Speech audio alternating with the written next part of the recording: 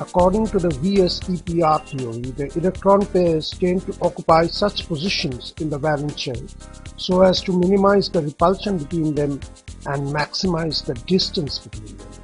To understand the Vsepr theory properly, we should know the term steric number. Now, what is steric number? Steric number is the number of electron pairs in the valence shell of a central atom.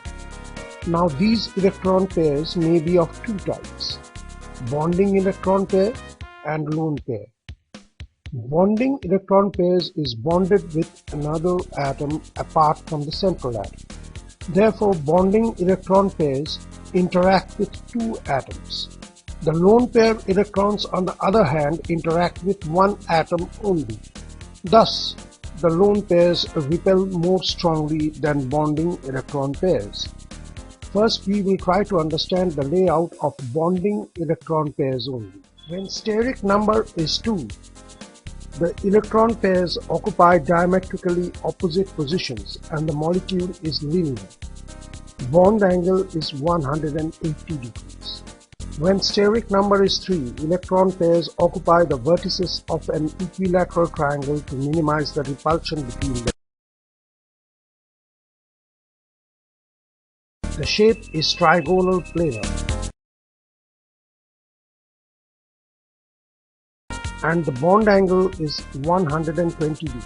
When the steric number is 4, they occupy the vertices of a regular tetrahedron.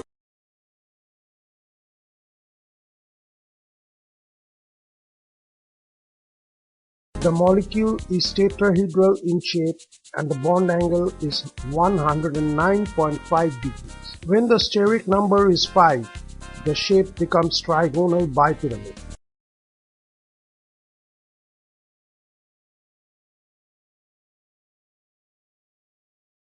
There are 2 axial bonds and 3 equatorial bonds. The bond angle between the equatorial bonds is 120 degrees. The bond angle between the axial and equatorial bonds is 90 degrees. When the steric number is 6, the shape is regular octahedron.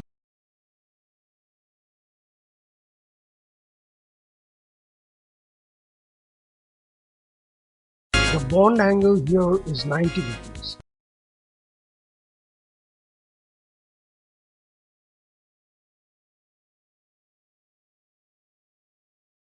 Here there is no such distinction such as axial or equatorial bonds because the regular octahedron is a symmetric figure. Now we will try to understand the layout of electron pairs where the central atom has a combination of both bonding and lone pairs. Let the steric number be 5. There is a lone pair and 4 bonding pairs. Now the question arises, which position the lone pair will occupy, the axial position or the equatorial position? Since a lone pair is a stronger repeller, it will try to occupy a position from where it is repelled the least. Then only it can repel the most. In the equatorial position, it is repelled by 2 bond pairs only, whereas in the axial position, it is repelled by 3 bond pairs. So the lone pair always occupy the equatorial position. Since the lone pair does not contribute to the shape in this case will be seesaw. If there are 2 lone pairs and 3 bonding pairs, both the lone pairs occupy the equatorial positions and the shape is T-shaped.